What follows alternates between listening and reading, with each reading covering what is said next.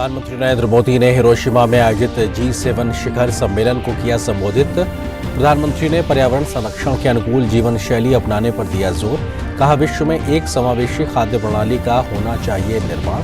सबसे उपेक्षित तबकों और सीमांत किसानों के हितों को दी जानी चाहिए प्राथमिकता।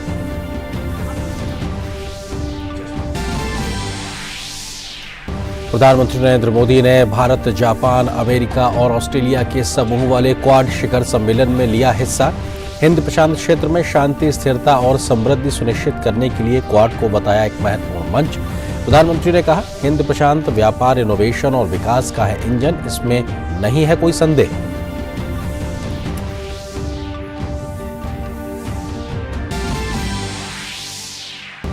दिल्ली में तबादला और नियुक्ति को लेकर लाए गए अध्यादेश पर आरोप प्रत्यारोप का दौर हुआ शुरू। भाजपा ने केंद्र के फैसले को जनहित में बताया। कहा, दिल्ली में काम करने वाले अफसरों से जुड़े निर्णय लेने के लिए एक पारदर्शी और उत्तरदायी प्रक्रिया होनी चाहिए। आम आदमी पार्टी ने कहा, फैसले को देंगे चुनौती।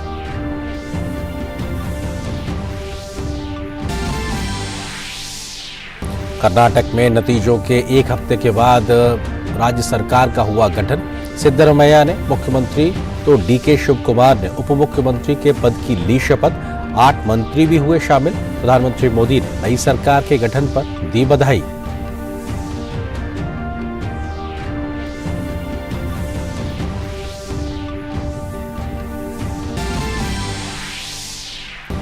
तीरंदाजी विश्व कप स्टेज 2 में भारत ने जीते 2 स्वर्ण पदक। ज्योति सुरेखा और ओजस प्रवीण ने कंपाउंड मिश्रित टीम में स्वर्ण पर लगाया निशाना।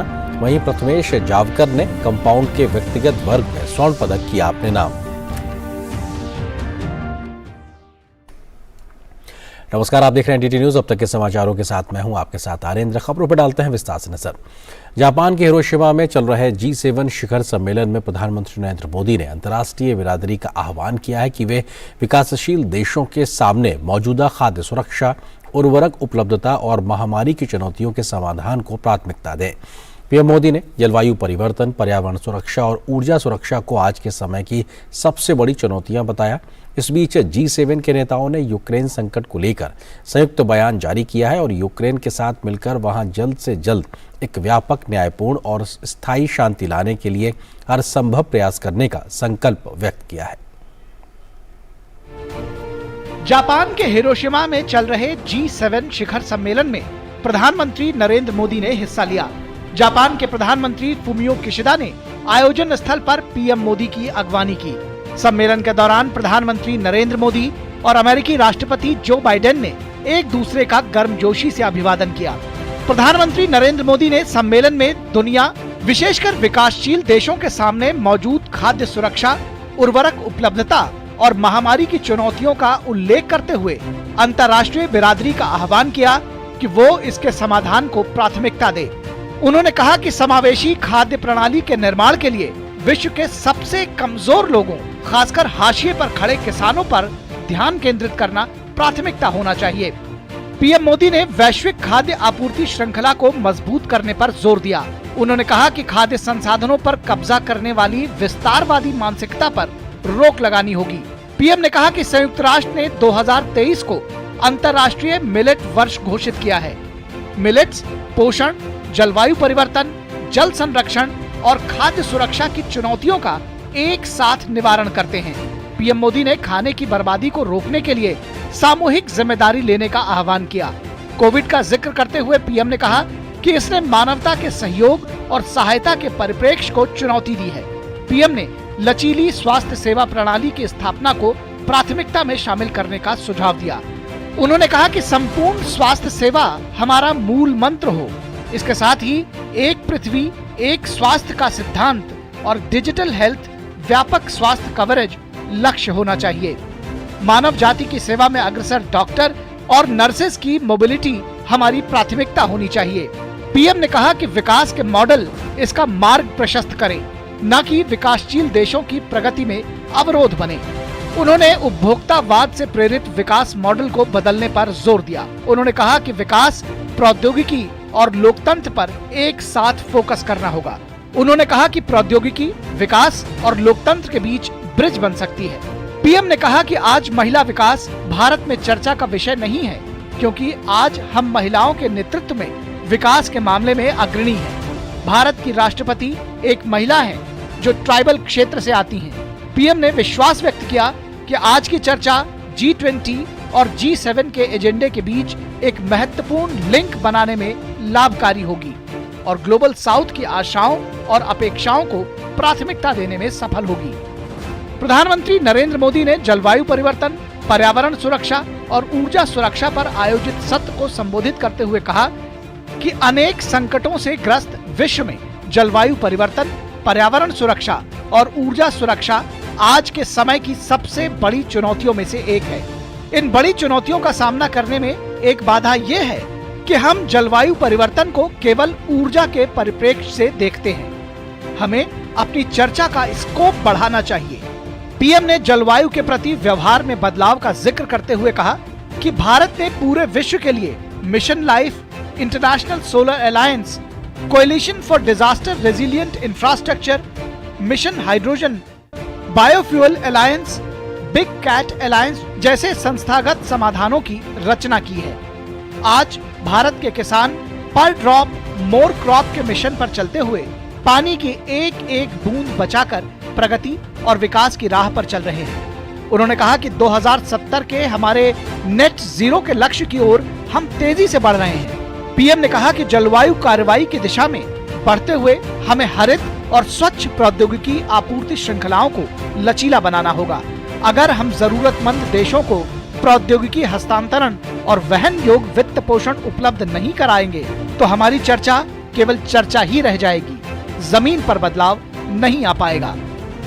इस बीच G7 के नेताओं ने यूक्रेन संकट को लेकर संयुक्त बयान जारी किया है। G7 नेताओं ने रूस को निशाने पर लेते हुए कहा कि यूक्रेन के खिलाफ रूसी सेना के अवैध, अनुचित और अकारण युद्ध के खिलाफ एक साथ खड़े होने के लिए हम प्रतिबद्ध हैं। हिरोशिमा में हो रही G7 समिट के दौरान G7 नेताओं के बयान में कहा गया कि वे कड़े शब्दों में रूस के यूएन के चार्टर का उल्लंघन करने और रूसी आक्रमण के बाकी दुनिया पर पड़े प्रभाव की निंदा करते हैं। बयान में कहा गया है कि वे शांति के प्रतीक हिरोशिमा से शपथ लेते हैं कि G7 सदस्य सभी नीतिगत साधनों को जुटाएंगे और यूक्रेन के साथ मिलकर वहां जल्द से जल्द एक व्यापक, न्यायपूर्ण और स्थायी शांति लाने के लिए हर संभव प्रयास करेंगे। ब्यूरो इनपुट्स के साथ हिरोशिमा से अमृतपाल सिंह की रिपोर्ट, डीडी न्यूज। और G7 शिखर सम्मेलन से इतर क्वाड देशों के नेताओं की बैठक भी आज हिरोशिमा में मुख्य आकर्षण का केंद्र रही। क्वाड राष्ट्र के अध्यक्षों के बीच ये चौथी बैठक थी। बैठक को संबोधित करते हुए प्रधानमंत्री नरेंद्र मोदी ने क्वाड समूह को हिंद प्रशांत में शांति, स्थिरता और समृद्धि सुनिश्चित करने के लिए एक महत्वपूर्ण मंच बताया है। प्रधानमंत्री नरेंद्र मोदी ने जापान के हिरोशिमा में क्वाड देशों के राष्ट्राध्यक्षों के साथ बैठक की।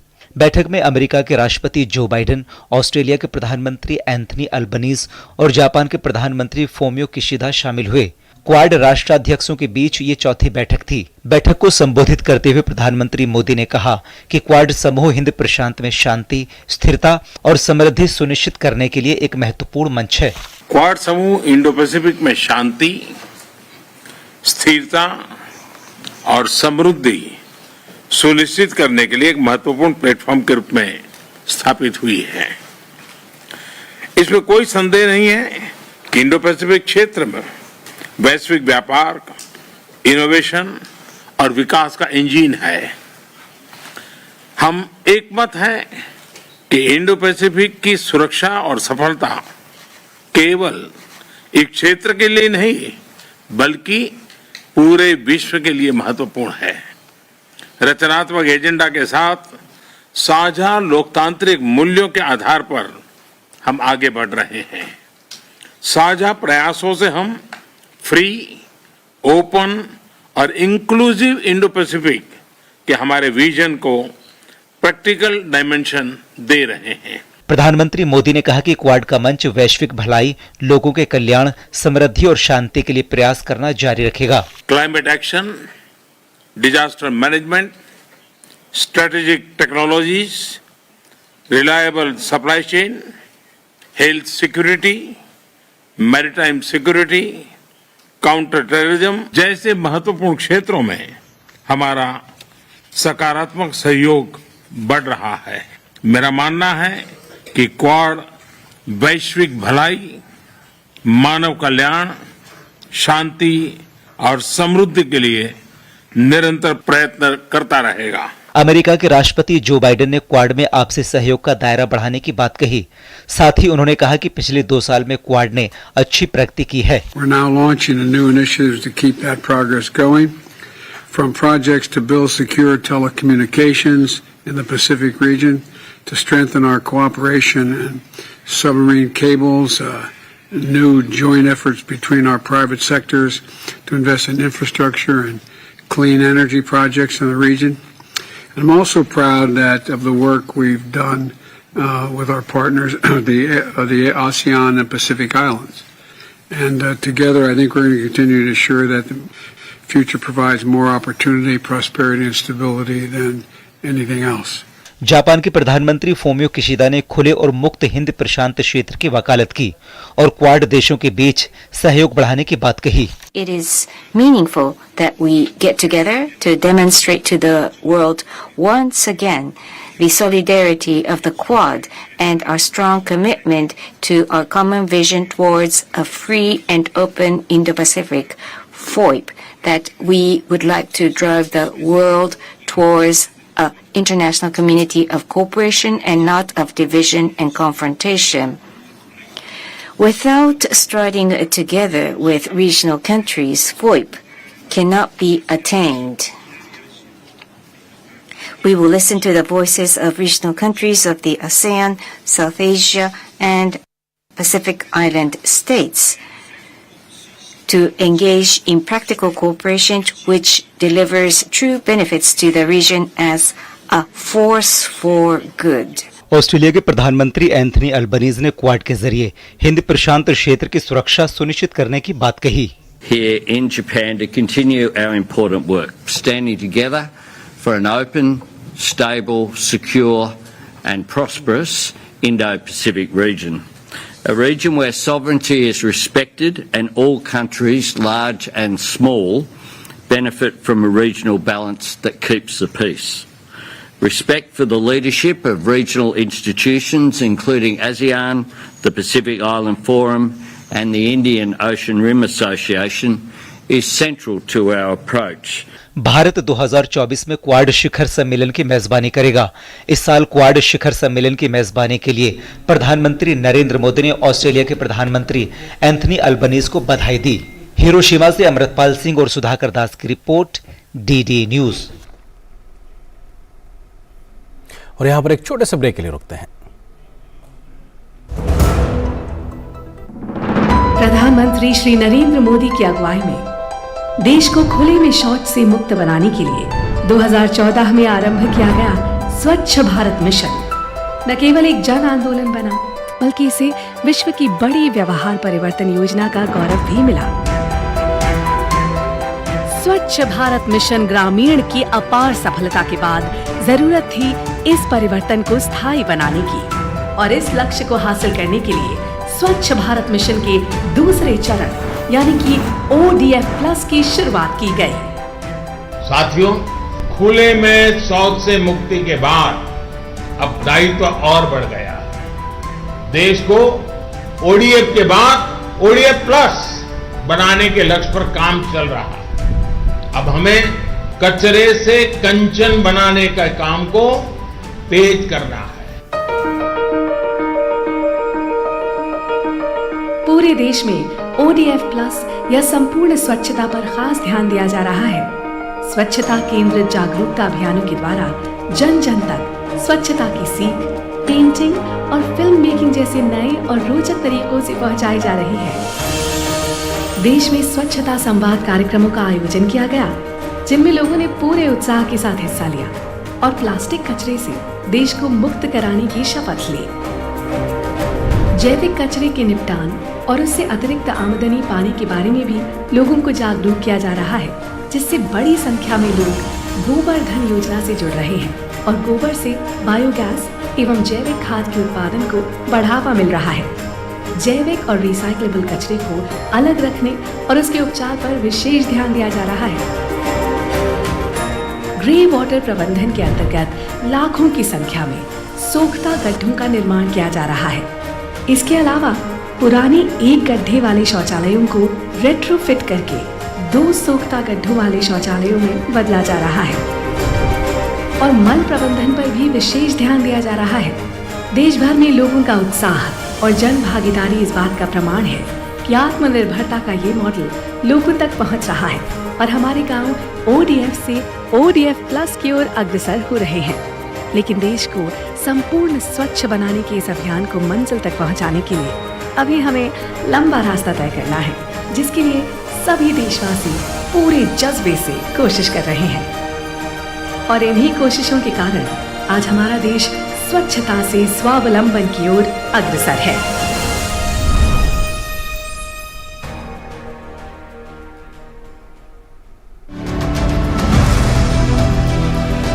आज के अंक में हम बात करने वाले हैं जंगल की आग की। जंगल की आग से हमें क्या दीर्घकालीन नुकसान होते हैं? क्लाइमेट चेंज में ये एक बहुत बड़ा अहम रोल प्ले करता है फॉरेस्ट फायर को मिटिगेट। बिल्कुल ऐसा माना जा रहा है कि आग है जंगल की, ये बढ़ गई है संख्या। प्री फायर अलर्ट भेजा जाता है, राज्य सरकार के नोडल अधिकारी को भेजते हैं हम लोग, वो उसका एनालिसिस करके they further pass on the information to field concerned to remain in alert and take mitigative preventive actions. बहुत इंपॉर्टेंट है कि आग की डायरेक्शन के बारे में पता होना चाहिए। विंड डायरेक्शन क्या है?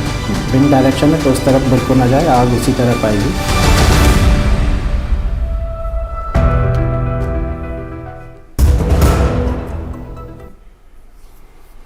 भारतीय रिजर्व बैंक ने 2000 रुपए के नोट को 30 सितंबर के बाद बंद करने का फैसला किया है। क्या है इस फैसले के मायने? डीडी न्यूज ने खास बातचीत की आरबीआई के पूर्व डिप्टी गवर्नर आर गांधी से। क्या कहा उन्होंने, आइए सुनाते हैं आपको।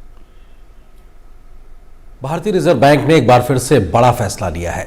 आरबीआई ने 2016 के नोटबंदी के बाद जारी 2000 रुपए के नोट को वापस लेने का ऐलान किया है। हालांकि बाजार में मौजूद 2000 रुपए के नोट फिलहाल चलन में बने रहेंगे। भारतीय रिजर्व बैंक ने बैंकों को सलाह दी है कि वे तत्काल प्रभाव से 2000 रुपए के नोट जारी करना बंद कर दें। आरबीआई ने कहा है कि 30 सितंबर तक ये नोट सर्कुलेशन में बने रहेंगे, यानी जिनके पास इस समय 2000 रुपए के नोट हैं उन्हें बैंक से एक्सचेंज करना होगा, यानी कि बदलवाना होगा। क्यों लिया गया आरबीआई के द्वारा यह फैसला? इस मुद्दे पर बात करने के लिए हमारे साथ बहुत ही खास मेहमान मौजूद हैं, आरबीआई के पूर्व deputy governor R Gandhi ji. Sir, बहुत स्वागत है हमारे साथ जुड़ने के लिए। सबसे पहले और महत्वपूर्ण सवाल तो यही कि आरबीआई ने इस प्रकार का फैसला क्यों लिया 2000 रुपए के नोट को बंद करने को लेकर, और इसका फायदा क्या होगा? नमस्कार। पहला हमें 2016 में होना चाहिए। जब नोटबंदी लाया था उस समय डिमार्केशन के प्रिंसिपल देखे तो 5,000 और 1,000 का नोट वापस लेते समय 2000 नोट इंट्रोड्यूस करना वो ओवरऑल स्कीम में ठीक नहीं होता है। ऐसा ही बहुत सारे लोग कमेंट किए थे। वो एक तरफ ठीक ही है, पर फिर भी उस समय बहुत जल्दी से रिमोनेटाइजेशन करने का जरूरत थी। 86% वैल्यू वापस लेते समय उस ज्यादा वैल्यू वापस पब्लिक के हाथों में देने के लिए ये 2000 डिनोमिनेशन का नोट्स छपवाना पड़ा। ये एक उस समय अनिवार्य हुआ था, इसलिए ऐसा निर्णय लिए थे। फिर भी सबको मालूम था ये कंटिन्यू कर नहीं पाएंगे। आप देखें तो उसके बाद रिजर्व बैंक ने ये 2000 डिनोमिनेशन नोट्स को छपाने को बंद किया। 2018 से बंद हो चुका है।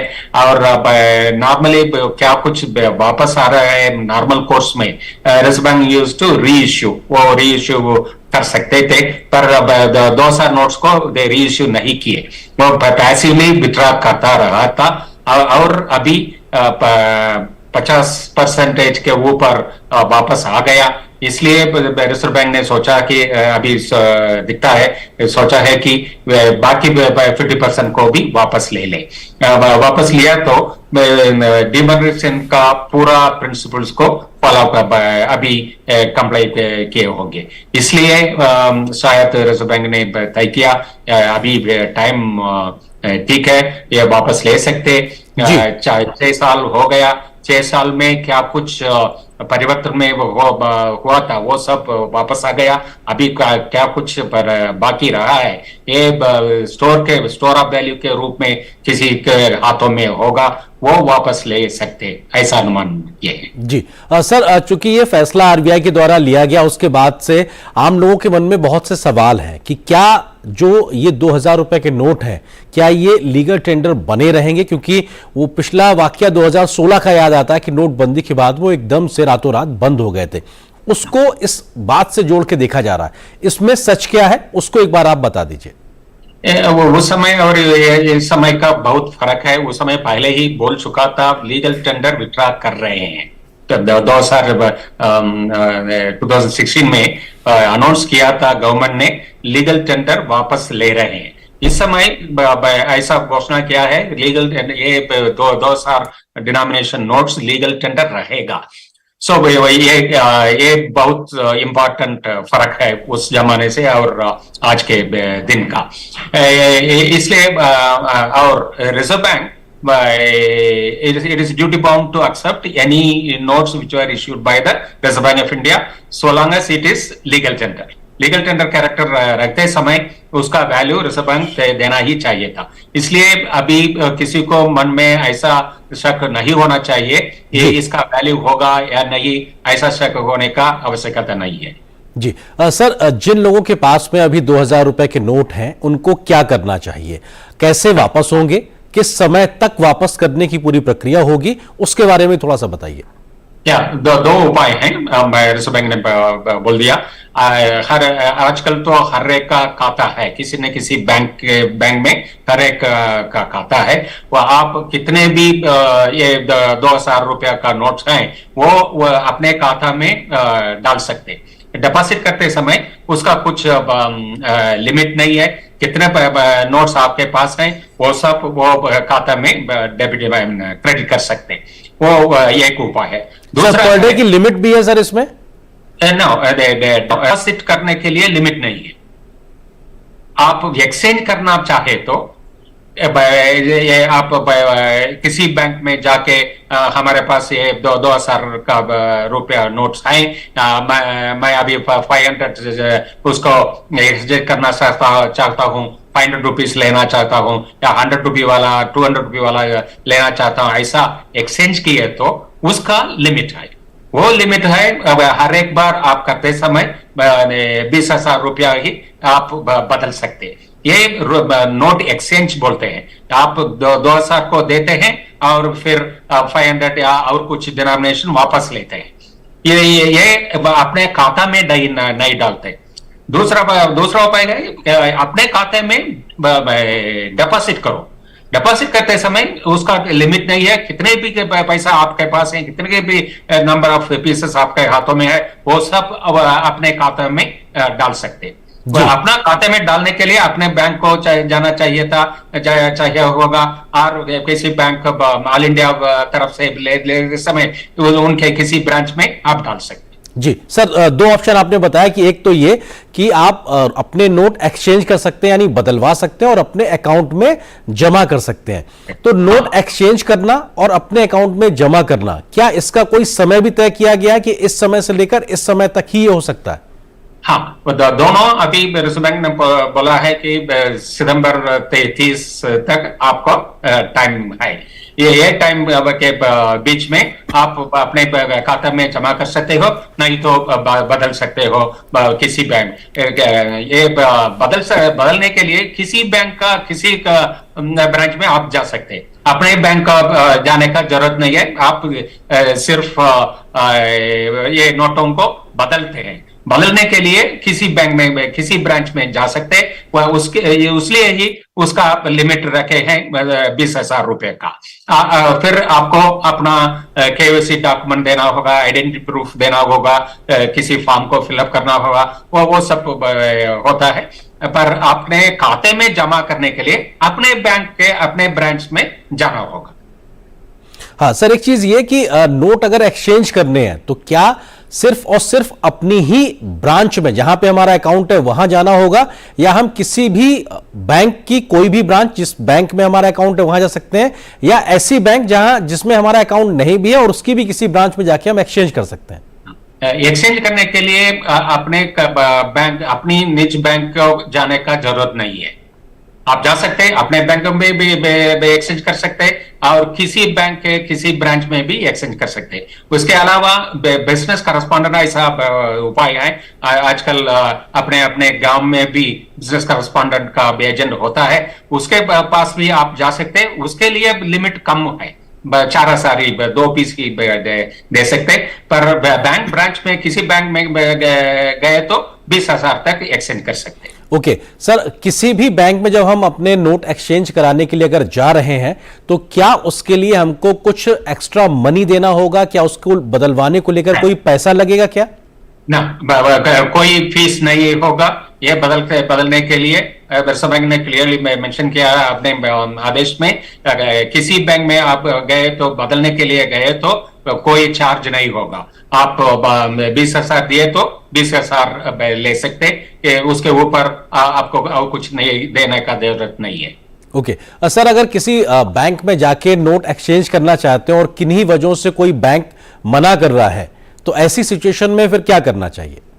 पहला ऐसा नहीं होगा। रिजर्व बैंक के स्ट्रिक्ट इंस्ट्रक्शन दे दिए हैं सभी बैंकों को। मैंने ऐसा सोच रहा हूँ किसी बैंक और किसी ब्रांच ऐसे नहीं करेंगे। फिर भी कोई इंफॉर्मेशन मिसअंडरस्टैंडिंग हुआ तो किसी ब्रांच ऐसा मना किया तो पब्लिक नागरिक को रिजर्व बैंक में कंप्लेन कर सकते हैं। उसके पहले उस बैंक के ऊपर अपने हर एक बैंक का ओम्बड्समैन होता है, उसका कंप्लेन कर सकते हैं। उधर से कुछ रिजल्ट नहीं मिला तो रिजर्व बैंक का ओम्बड्समैन को भी कंप्लेन कर सकते हैं। वो कार्रवाई के बाद वो बैंक का दंड हो सकता है, पेनल्टी हो सकता है। अपने नागरिक को बहुत सा रिटर्सल भी मिलेगा। जी सर, 30 सितंबर के बाद अगर किसी के पास में 2,000 रुपए का नोट रहता है तो उसके बारे में क्या फिर होगा? मतलब वो उसके बाद क्या कर सकता है? क्या उसके बाद ये नोट किसी गिनती में नहीं होगा, ये लीगल टेंडर नहीं रहेगा? अभी ये इंस्ट्रक्शन में उसके बारे में कुछ नहीं बोला है, रिजर्व बैंक ने नहीं बोला है, पर मेरा अनुमान ऐसा है कि लीगल टेंडर कंटिन्यू करते समय रिजर्व बैंक को वो पीसेस को वापस लेना ही पड़ेगा। वो शायद बहुत सारे ऑप्शंस हैं। शायद रिजर्व बैंक टाइम को एक्सटेंड कर सकता है, नहीं तो वो बोल सकते हर एक बैंक में जाने के पहले अपने खुद बैंक को ही जाना होगा, ऐसा रेस्ट्रिक्ट कर सकते। एक्सचेंज करने के लिए किसी और बैंक जाने के वो स्टॉप कर सकते, नहीं तो रिजर्व बैंक बोल सकते ये सब रिजर्व बैंक के ब्रांचों में ही कर सकते। ऐसा कुछ सेवरल ऑप्शंस हैं। वो उस समय क्या करेगा वो हमको वेट करना पड़ेगा। समटाइम इन सितंबर रिजर्व बैंक व्हाटएवर इंस्ट्रक्शन वो उस समय देगा। ओके सर, चूंकि 30 सितंबर तक ये लीगल टेंडर के तरीके से काम करेगा, ये आरबीआई ने क्लियर कट कह दिया, यानी कि इसकी मान्यता है और बनी रहेगी 30 सितंबर तक। लेकिन इस बीच में कोई वेंडर या कोई जो दुकानदार हैं या कुछ लोग हैं जो व्यापारी हैं, अगर वो इसको लेने से मना कर रहे हैं तो कोई एक आम व्यक्ति किस प्रकार से अपनी बात रख सकता है और कहां रख सकता है कि उसे अगर दिक्कत हो रही है तो? ठीक है, ये तो टेक्निकल प्योर थियोरेटिकल क्वेश्चन है आप क्या पूछ रहे हैं, क्योंकि किसी को अपने बैंक में और किसी बैंक में जाके देने के बदले क्यों किसी और को देना चाहते हैं, इसका जवाब होना चाहिए। आपको तो क्लियरली बोल दिया है कि आप बैंक में डाल सकते, अपने बैंक में जा सकते, किसी भी बैंक में जा सकते। आजकल बैंकों का ब्रांचेस हर कॉर्नर में मिलता है। उसके ऊपर बैंकिंग करस्पॉन्डेंट भी हैं, 6 लाख बैंकिंग करस्पॉन्डेंट हैं, 1.5 लाख ब्रांचेस हैं।